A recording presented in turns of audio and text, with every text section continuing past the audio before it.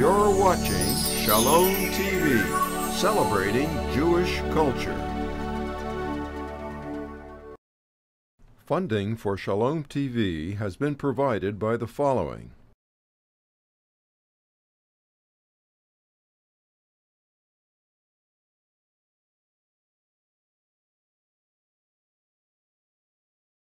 And by viewers like you. Jewish Education in Media is pleased to present L'Chaim, a program that highlights the people, issues, and events of importance to the Jewish community. Now here is your host, Rabbi Mark Golub. Hi, I'm Mark Golub, and one of the finest qualities of our American system, and one that truly reflects the essence of Jewish values, is a recognition that victims of disaster, whether from acts of nature or of human injustice or error, should be cared for by society as a whole, that we have a collective social responsibility to help children, women, and men, entire families, heal after tragedy, and to support them financially so that they can continue to live their lives with a sense of dignity and a sense of justice. And so time and time again, the United States government has created victim compensation funds to distribute financial aid and compensation to those who've suffered unusual tragedies. And perhaps the most well-known of these government efforts was the September 11th Victim Compensation Fund, which distributed nearly $7 billion to more than 5,000 victims and families who suffered horrific loss during 9/11. But of course, there must be someone who accepts the awesome responsibility of administering such a social program, a special master, as it's called, who determines who qualifies for the funds and how much of the funds should go to specific individuals and families. There's no way to overstate the enormity, the sheer weight of such a responsibility. And one can only hope that the individual put in charge of a victim compensation fund as a special master is a human being of enormous compassion and intellect and wisdom and responsibility. And fortunately for all of us, over the past decade and more, actually for more than 25 years, that's exactly the kind of person who's been appointed special master time and time again to guide and administer compensation distributions. It is my great privilege to welcome Kenneth Feinberg, an individual you may have read about, seen on television news reports and programs. He's often referred to now as the president's pay czar. For Ken Feinberg has also been responsible for determining executive compensation for individuals receiving TARP funds following the economic debacle of the past few years. Let me tell you a little bit about Ken Feinberg. He's an attorney who worked for the late Massachusetts Senator Ted Kennedy and ultimately became his chief of staff. He's a founding partner of the Washington office of a major law firm, K. Scholler, and became a highly respected mediator, asked to participate in a number of high-profile cases. For example, Ken helped determine the fair market value of the Zapruder film, the home movie which captured the assassination of President Kennedy. Ken then began his career working with victims of various disasters in the Agent Orange case, in which the government compensated Vietnam veterans who suffered from exposure to the herbicides used by the U.S. military during the Vietnam War. He worked with Holocaust survivors in a case to compensate victims of Nazi slave labor camps. And in 2006, Ken was appointed special master in the BP oil spill disaster. And then in 2007, he administered the funds set up for families of victims of the mass shooting at Virginia Tech. But perhaps his most well-known role, in addition to his becoming this country's pay czar, was in 2001, when then Attorney General John Ashcroft appointed Ken Feinberg Special Master of the September 11th Victim Compensation Fund, a Herculean job, which Ken writes about beautifully and movingly in his book, What is Life Worth?, which reflects upon profound issues of life and death. It's also important to note that Ken Feinberg is a deeply and passionately committed Jew in the forefront of many Jewish causes and activities, as is his extraordinary wife, Diane Didi Feinberg. And if you watched Shalom TV's coverage of the UJC's 2009 General Assembly in Washington, D.C., you may remember that that GA in Washington was hosted by Didi and Ken Feinberg. And Ken, is an extraordinary privilege for me and a pleasure to welcome you to Shalom TV. Thank you very, very much. Glad to be here. There's so much I want to talk to you about, and I guess I want to begin by asking how you became Ken Feinberg. And I've read your book, What is Life Worth? It's a beautifully written book, and the descriptions you have here of your interactions with the families of the victims of 9/11 is just extraordinary. I hope everybody picks the book up. But you write a little bit about your early background. You're from Brockton, Massachusetts. I grew up in Brockton, Mass. High school in Brockton, Mass. Public school. We were virtually exactly the same age, born the same year. And you talk about how your father, who owned a Tire store, a retail tire store. Okay. It was his wisdom which said to you, although you enjoy being on stage and you had many successes in college, it would be better to play Hamlet in the courtroom than on stage. You'd make a better living. I want to know, first, what was your father's name? Martin. Martin. What was he like?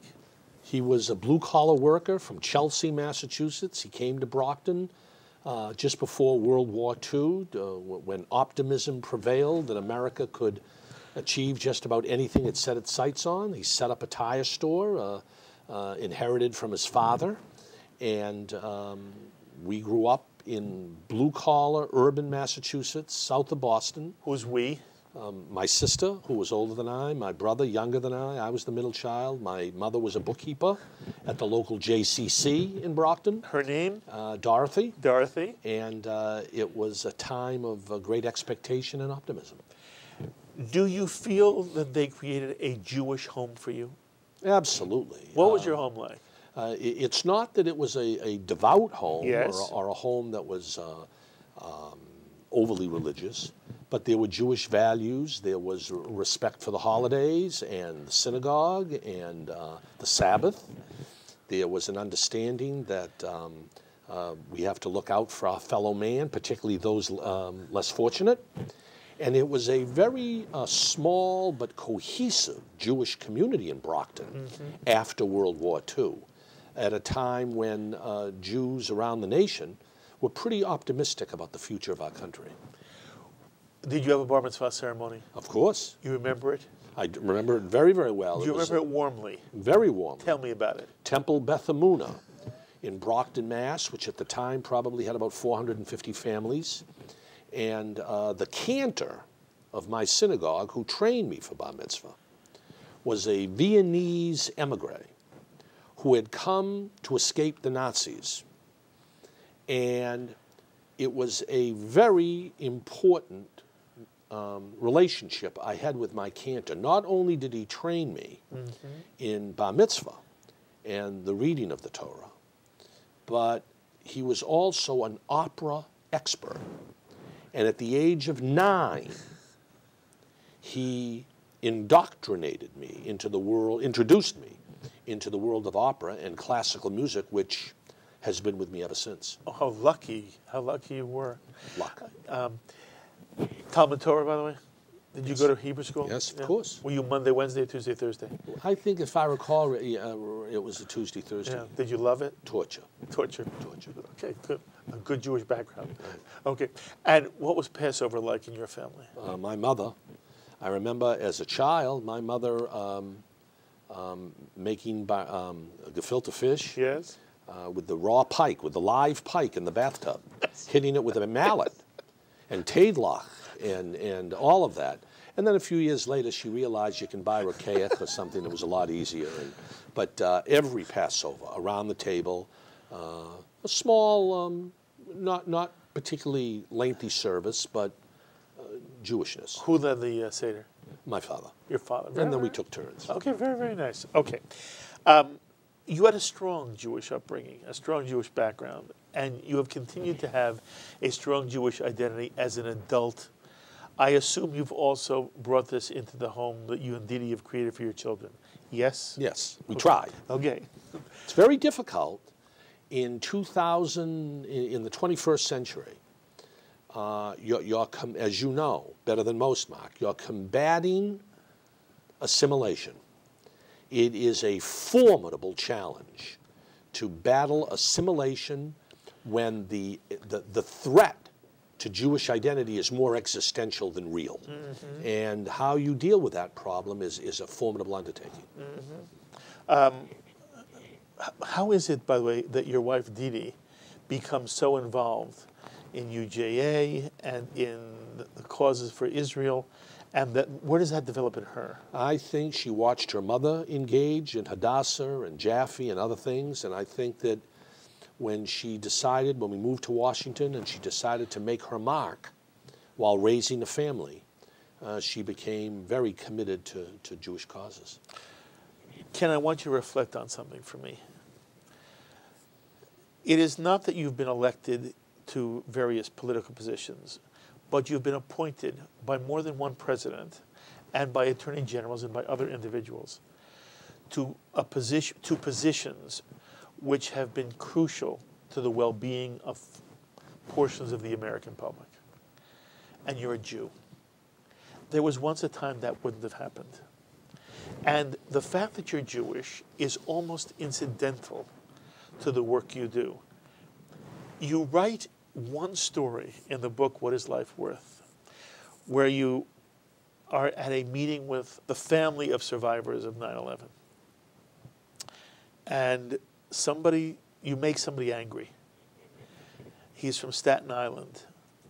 And you write in the book that he says to you, "We don't need your kind on Staten Island." Do you remember the passage? I remember. Okay. It's the only time in the book that I recall where you make a point that somebody else makes a point that you're Jewish. What does it say to you about the United States of America today that on the one hand, it's almost irrelevant that the, quote, Czar, the individual who gave out the money for 9/11 victims, et cetera, is a Jew, and it doesn't matter, and yet every now and then it does? It's every now and then. It's very, very rare. I never for a moment believe that my work is in any way impacted by my religion or my creed or my race. These are assignments delegated to me by public officials where I really don't think those characterizations have any role to play whatsoever in my ability to do my job. So if occasionally, very occasionally I must add, there's a barb or a side glance or a story that reflects on my religion, these are people that are in grief, these are people that are angry, they are legitimately frustrated by curveballs thrown at them in life, and I don't take it personally. Good for you, good for you. In general, you agree, the fact that you're Jewish is really irrelevant? No, I didn't say that. Then the tell fact me. that I'm Jewish is, I think, irrelevant in terms of my day-to-day dealings with claimants in these different... How is it relevant?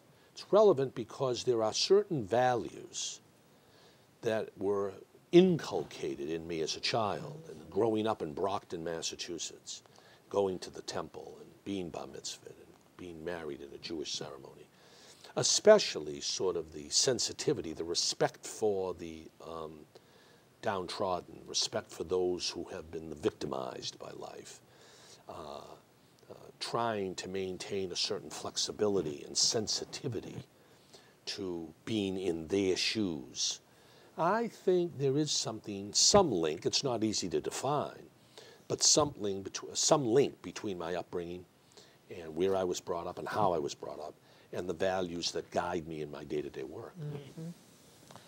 Boy, you know, it's lovely to hear. You write one chapter in this book about Solomon's choice. And one of the things you try to write about when you describe your experience with the 9/11 families is how tortuous it was for you to deal with their pain, and how in the end you had to make some very hard decisions. Can you tell our audience a little bit about what it was like for you emotionally to go from place to place? And you also describe, Ken, how it was very different in New York than it was in California, how it was very different in parts of the country, how Virginia had its own military view. And you should speak about that for a moment as well. But personally for you, what was this experience? We decided, Mark, at the very outset of the program of 9/11, to offer any individual filing a claim for a lost loved one or a physical injury to have a hearing, to come and see me personally if I could, and if not me, my designee. So we went around the country and we announced that anybody who lost a loved one at the World Trade Center, the Pentagon, the airplanes, anybody who was physically injured, had the right, if they wanted, voluntarily, to come and see me under oath to say what they want to say about compensation or about anything else on their mind. So I conducted personally about 1,500 hearings. Amazing, Ken. And it was horrific and very, very emotional. It was rare indeed that anybody came to see me to talk about money. Almost in all cases, the major thrust of any visit, any hearing, was an attempt by the family member to validate the memory of a lost loved one. Mr. Feinberg, I thank you for seeing me. This is my hearing. I'm under oath. I want to begin the hearing. I was married to my wife for 27 years. She died at the World Trade Center.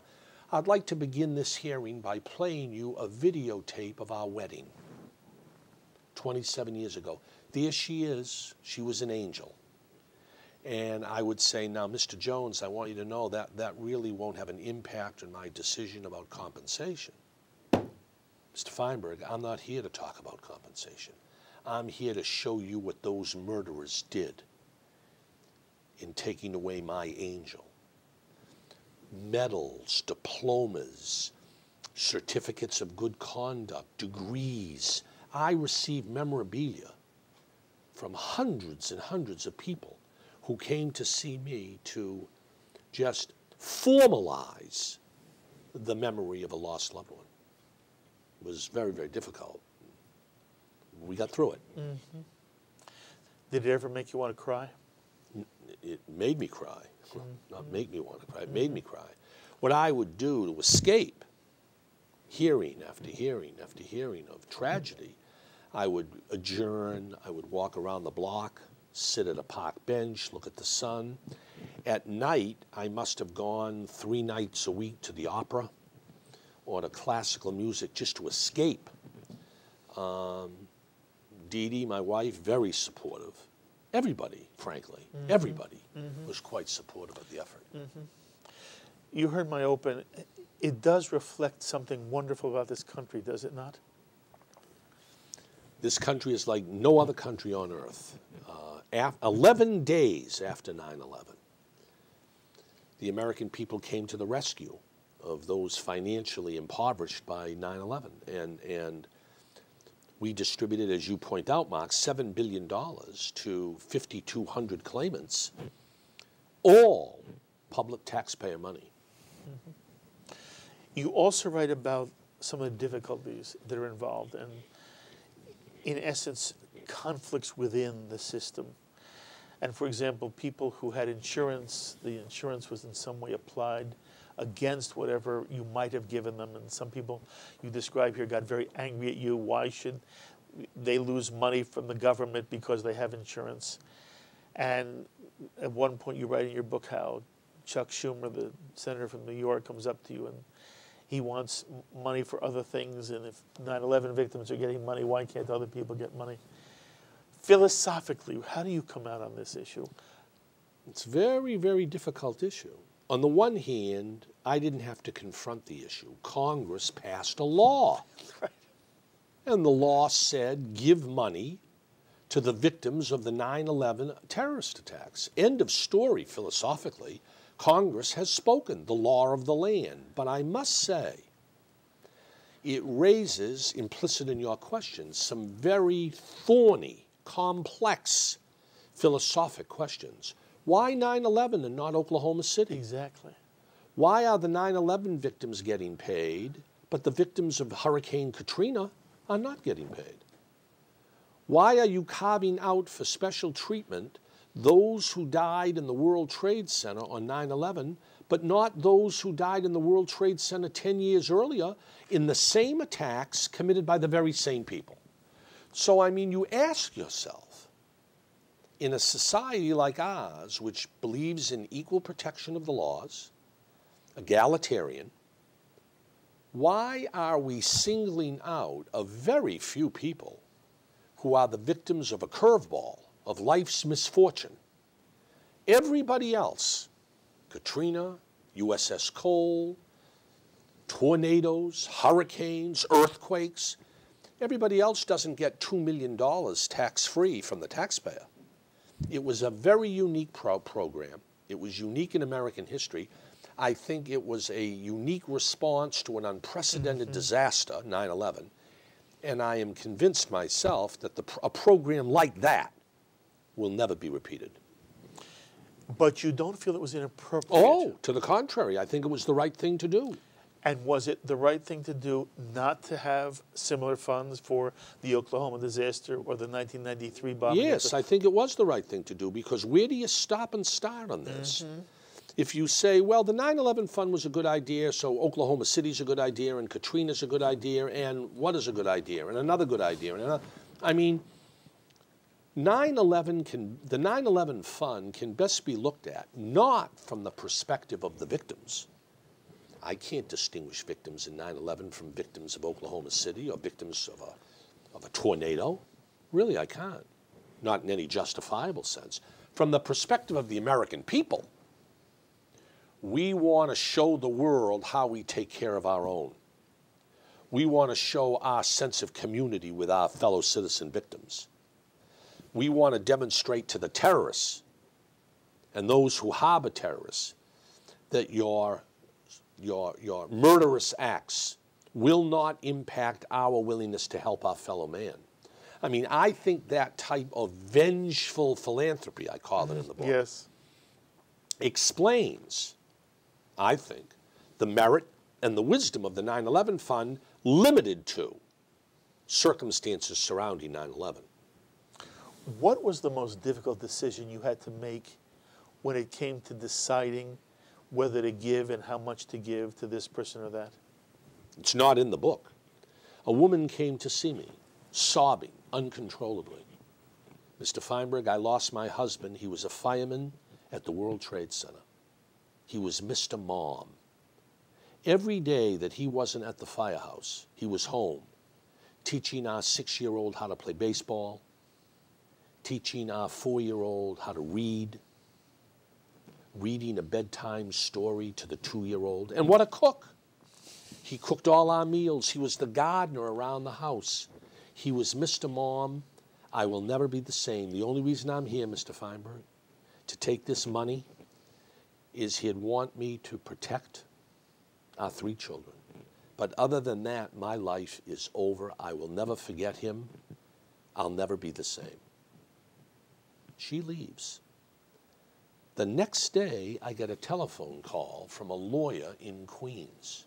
Mr. Feinberg, did you meet yesterday with Mrs. Jones, and the 3 children, 6, 4, and 2, and Mr. Mom? Yes. Now look, Mr. Feinberg, I'm not trying to make your job more difficult. You already have a tough job. But I want you to know, she doesn't know that her husband, Mr. Mom, has 2 other children by his girlfriend in Queens, 5 and 3. And I represent them. And when you cut your check from the 9/11 Victim Compensation Fund, there's not 3 surviving children, there's 5 surviving children. But I'm sure you'll do the right thing. Click. Now, that keeps you up at 3 a.m. Do I tell her?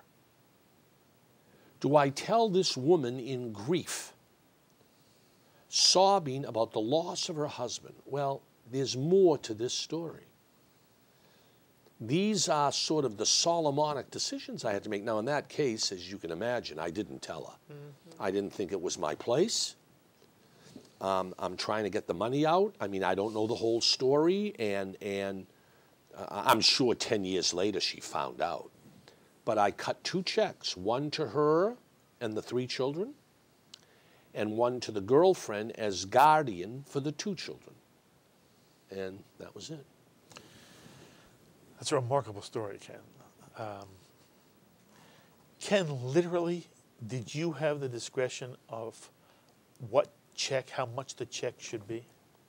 I had a great deal of discretion. Now remember, I was limited somewhat by a federal law that set up the program, gave me guidance as to the methodology that I should use, but delegated to me a great deal of discretion.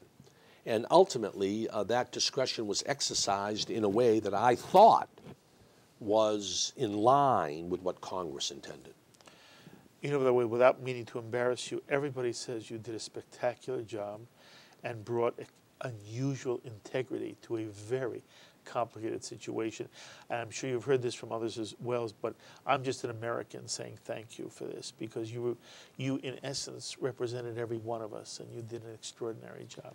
Well, I'm very appreciative, obviously, of that, but I must tell you, Mark, that I think there are millions of Americans that could have done what I did. This was not rocket science. This was a statute that delegated to a person the authority to distribute unlimited funds from the U.S. Treasury, and I think that I was asked to do it, so I did it. I think others could have done it as well. Well, I appreciate your humility.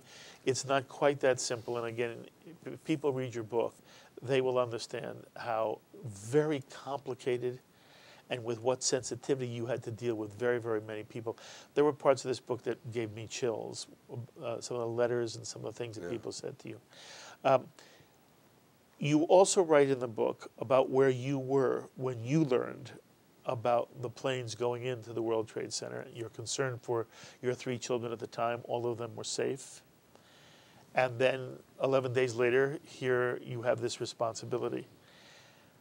As you look back on it now, to what extent do you feel that the terrorism that was inflicted against this country on 9/11 is still a terrorism which threatens this country? Oh, I don't think there's any question about that. All you have to do is pick up the newspapers every day. We live in a world today where globalization not only encourages interactive communication around the world, but poses international threats. I don't think there's any question but that 9/11 ushered in a period in American history where we have to be much more vigilant and much more concerned about our vulnerabilities. Mm-hmm. Is the government doing a good job? I think the government is doing a good job. I think the government, it's a very, very difficult assignment. There's a tension between a desire to make sure that people feel secure. That's the first order of government. Keeps us from the jungle. Are we secure in our life and liberty? Versus individual freedom, yes, the right to make choices, the right to engage in conduct that you want to pursue, the road not taken. How you balance that tension between secure in your home, maximum freedom to exhibit the individual will, very difficult. You write in the early part of your book that one of your proudest accomplishments, you write, is your work when you were in Senator Kennedy's office and you penned the Foreign Intelligence Security Act, which in essence, Ken, was a forerunner of the Patriot Act. And you were very proud of that. You know, there are many American Jews who come at life from a liberal perspective and feel that something like the Patriot Act infringes on personal liberties. And I was fascinated that you were, first of all, you said you loved legislation, which also just it tickled me that I would read that somebody who has your background and has had your success, one of the things you enjoyed doing was writing legislation, when the average American thinks that the whole congressional process is at best drudgery, and at worst is people trying to avoid responsibility. But then you write something that has to do with national security. When you hear people talk about, from a liberal perspective, there should be greater personal freedom, and that the government since 9/11 has taken freedoms away from us, what's your response? I must say, I share that view. First of all, remember, I wrote legislation for an extraordinary historical figure, Senator Kennedy. Yes. Senator Kennedy takes a back seat to nobody in terms of his concern about American civil liberties.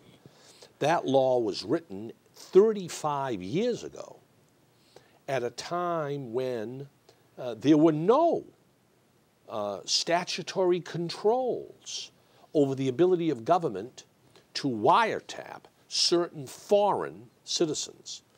It was claimed that it was an inherent power that the government had. Senator Kennedy, working with Attorney General Edward Levy, worked out this law, which established a court that would have to review and approve government applications for wiretaps.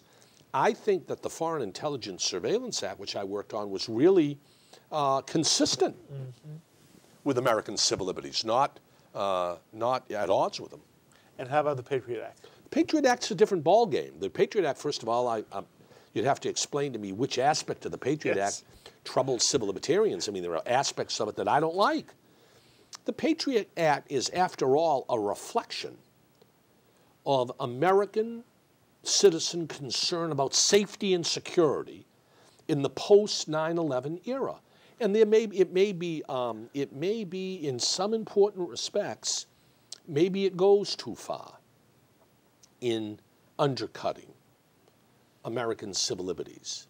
But if you have a historical perspective and you remember what was done by the government during the American Civil War, during World War I, the detaining and incarceration of Japanese American citizens after Pearl Harbor, the McCarthy period, the Red Scare. I must say that my historical perspective, I look more kindly, I think, on government reaction after 9/11 than a historical prism would demonstrate. The government usually has gone much further during the last 2 centuries. Very well said.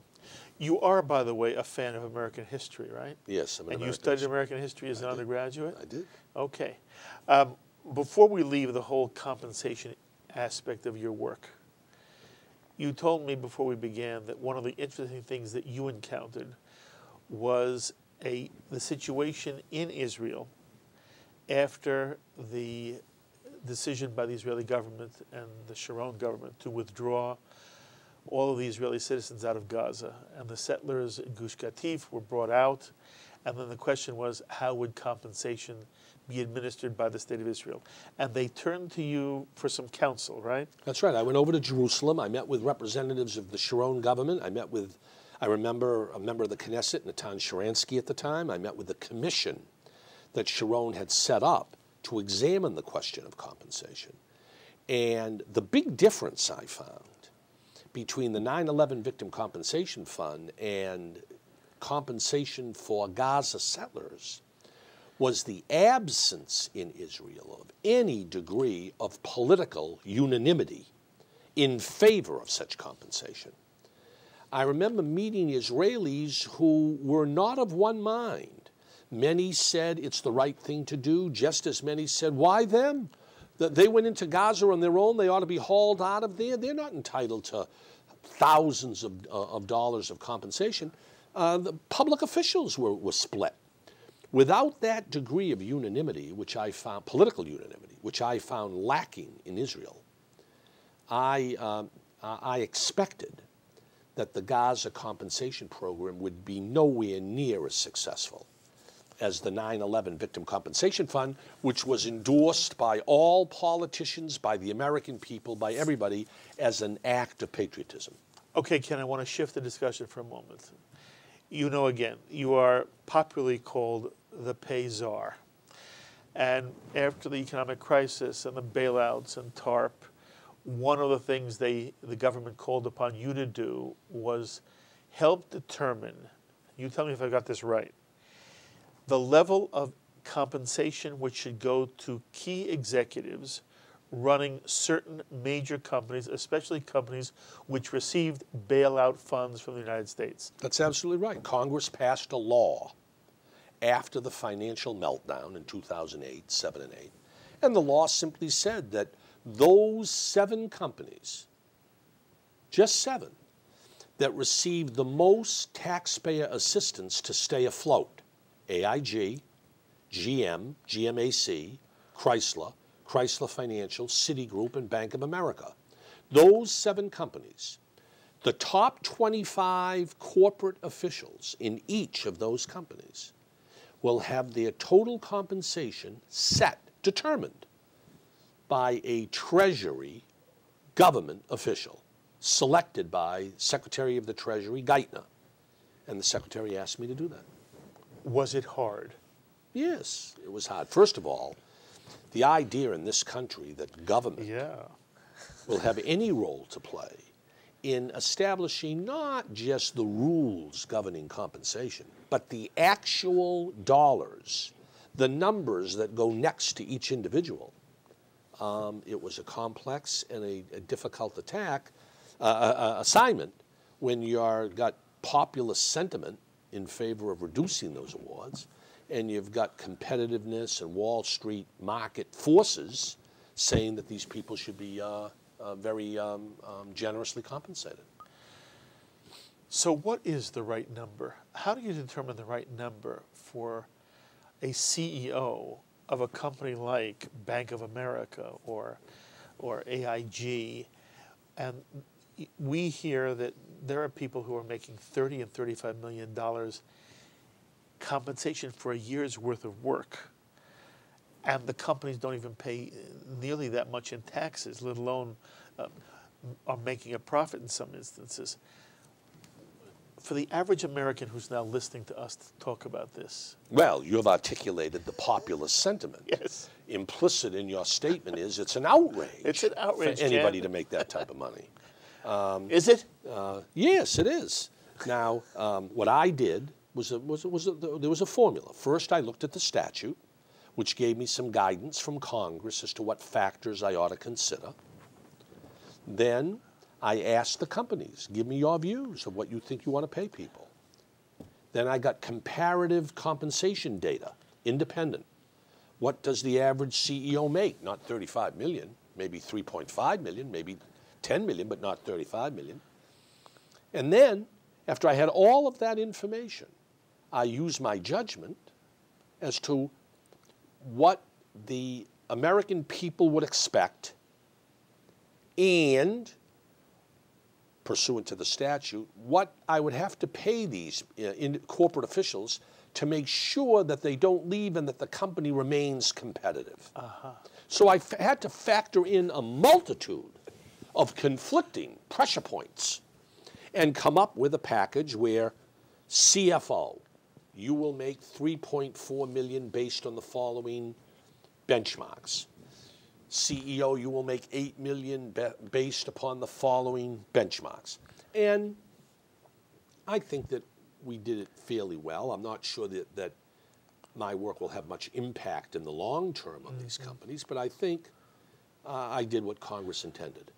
Ken, was it more symbolic than real? Yes. It was largely a sideshow. Yes. It was largely a sideshow. I mean, much more important, Dodd-Frank, Secretary Guyton has worked with the G20 to set pay internationally competitively. The Federal Reserve, the SEC, that's where the real action is. I think this was more, as you point out, Mark, a symbolic reaction from an angry Congress representing Main Street frustration with Wall Street. There's the sense I get that most people feel that very little has been done to change the system.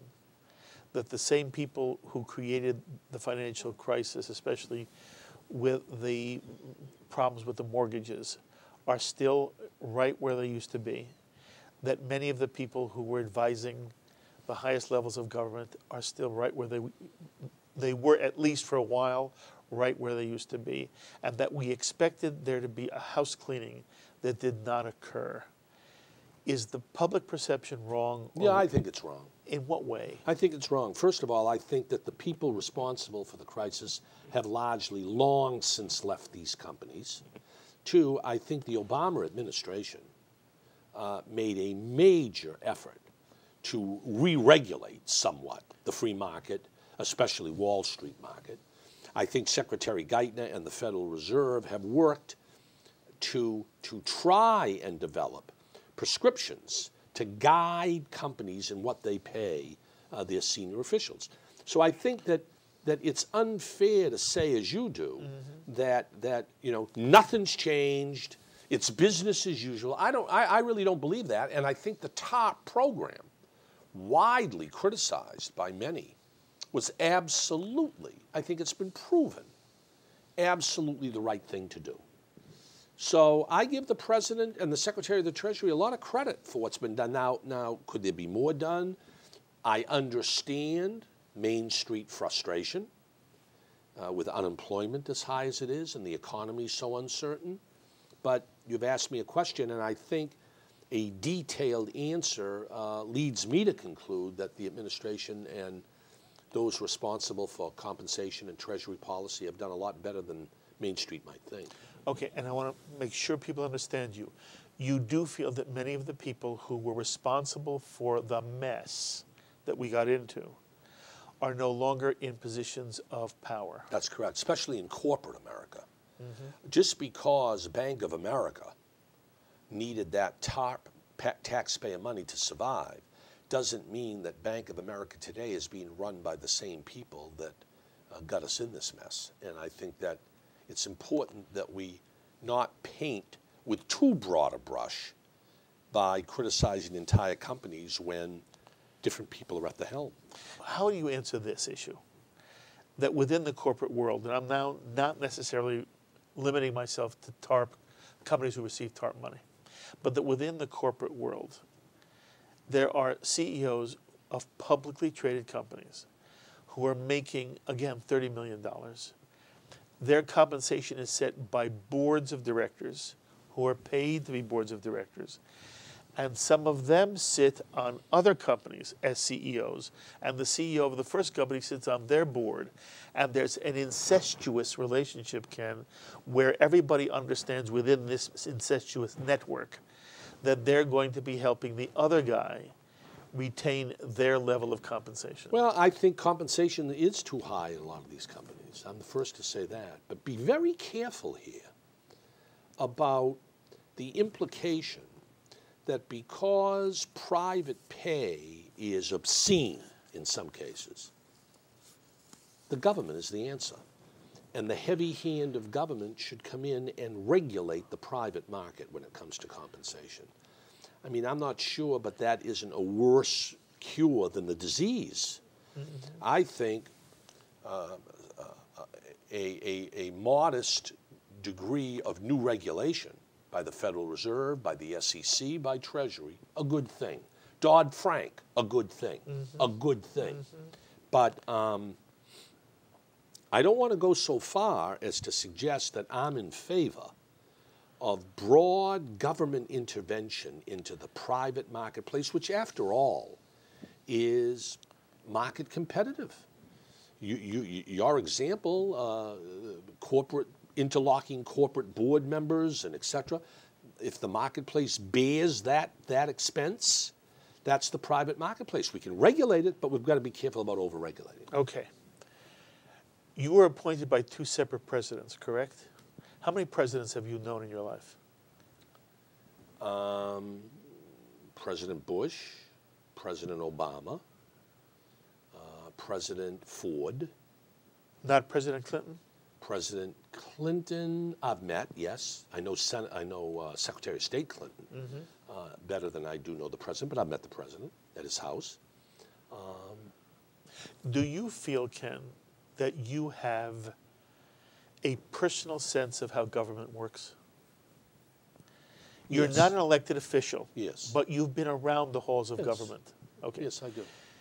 To what extent does the ordinary American, the ordinary Jew, really understand what's going on behind the scenes? Oh, I think the ordinary American people know exactly what's going on behind the So scenes. it's not one big mystery behind that I curtain? don't think so.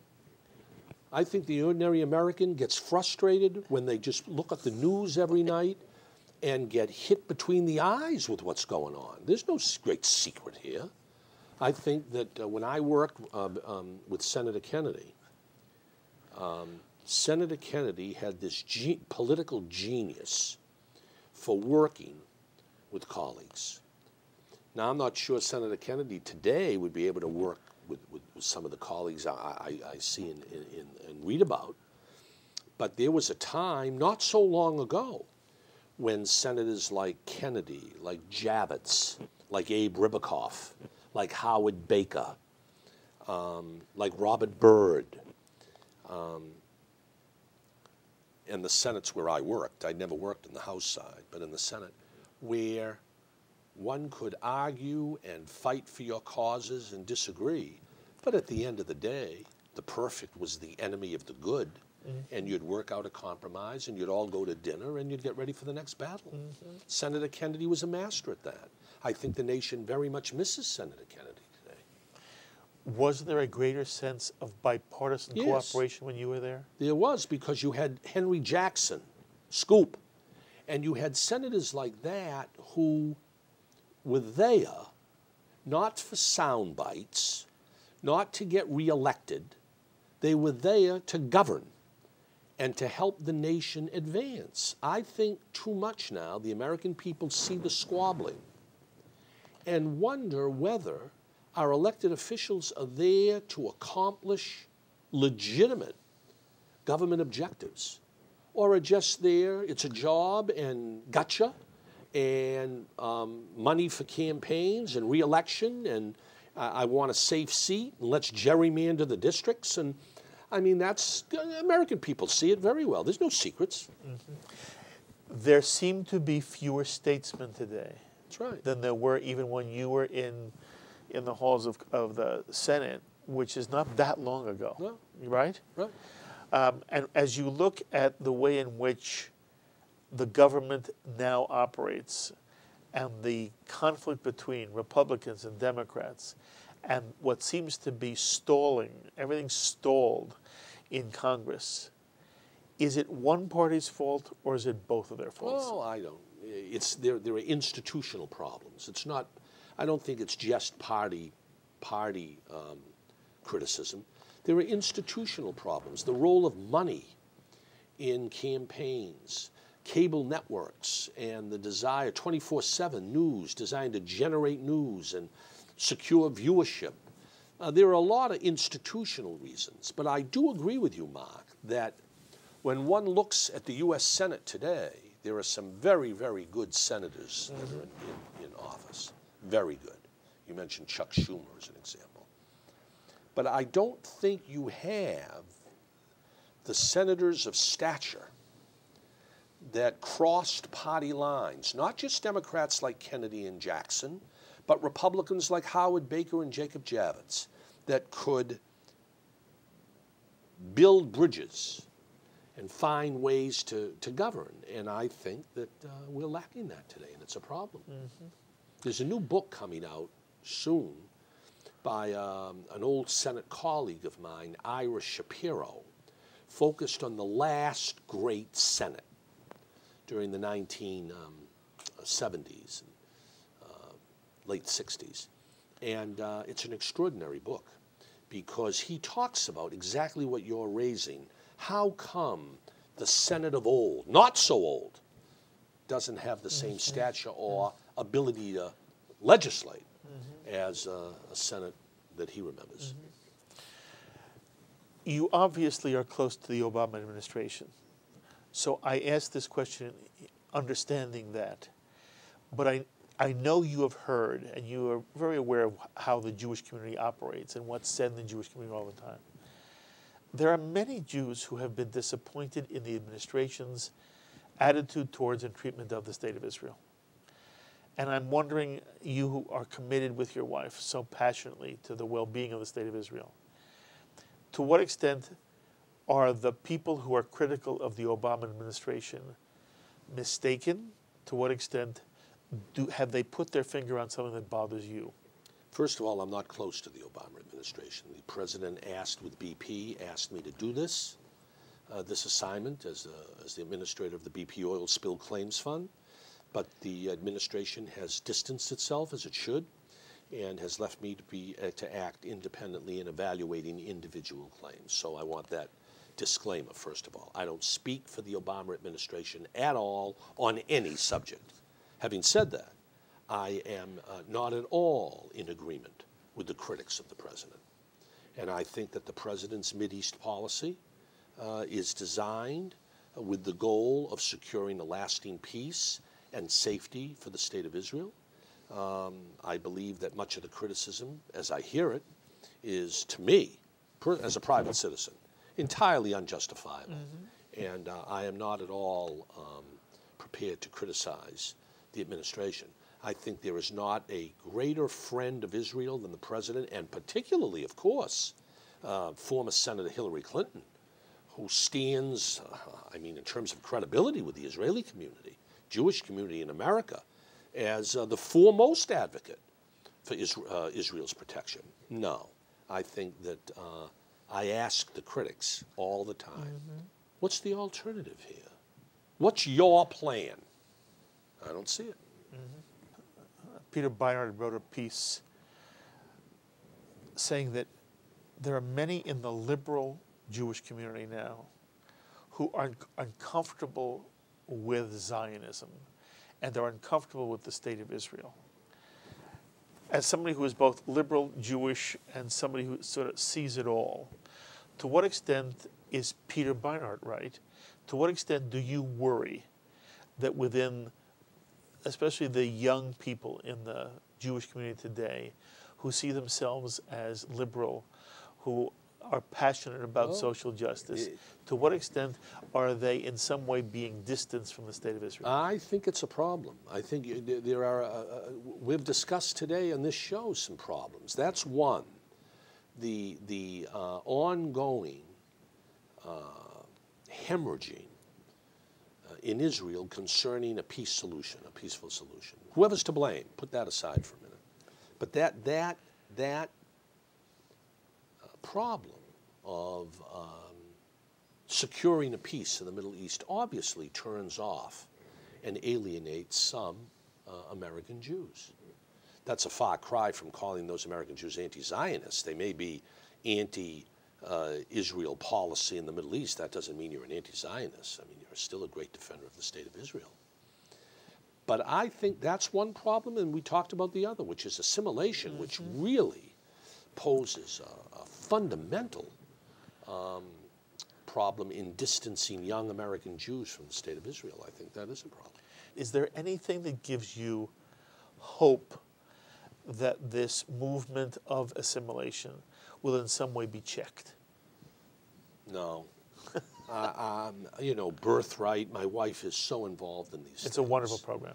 Birthright, a fabulous program, and education, high school education in Israel programs, and Jewish day school programs. And there are various efforts designed to sort of prevent assimilation from leading to alienation. You have to talk to those experts. I have enough problems dealing with the BP oil spill without trying to solve the future of Judaism in American life, I'll tell you. But you're still having fun with Jewish, aren't you? Oh, it's so uplifting. It's so uplifting. The Jewish holidays, the camaraderie, the sense of community, the values. It's a permanent part of my life. Sure. And what's it like for you, who on the one hand are dealing with these large American issues, and then you and I are together in a room, in a ballroom in Washington, D.C., and you're getting up there and speaking to thousands of American Jews and really Jews from all over the world who come to a GA because they care about the Jewish future, and you were very warmly received, and you were absolutely outstanding when you spoke there. And then you introduced Dee Dee again, and she came back, and there both of you are standing on the dais at the GA. What's that like for you? Well, it's bittersweet in a sense. I mean, it's a wonderful outpouring of support, encouragement, enthusiasm.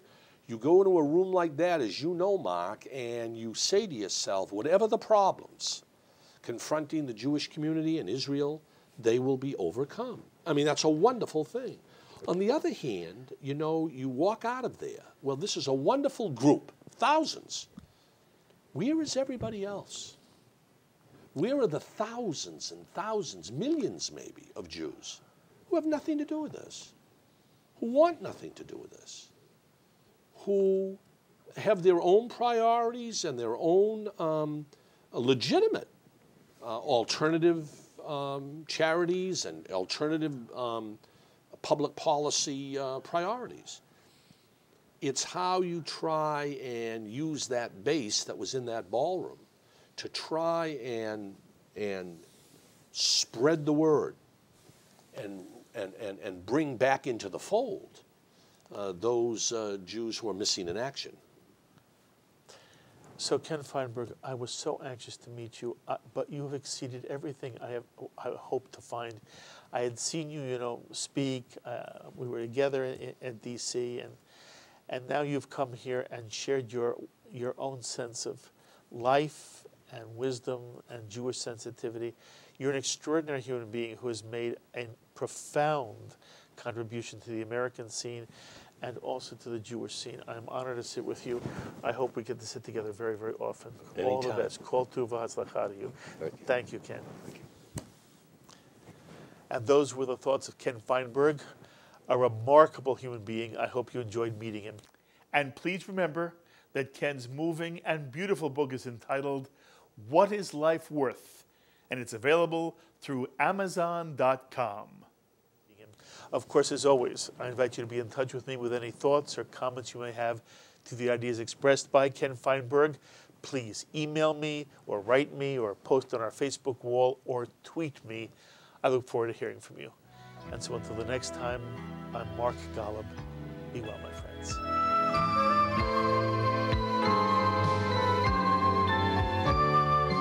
We would be pleased to send a complimentary DVD of this program to anyone who can send a tax-deductible contribution of $36 or more to the nonprofit organization Jewish Education in Media to help support our programming.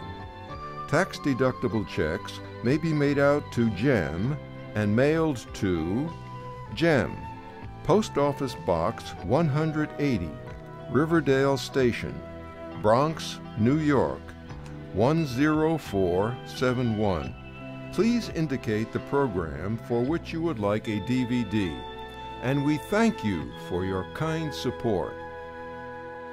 L'chaim is a presentation of Jewish Education in Media.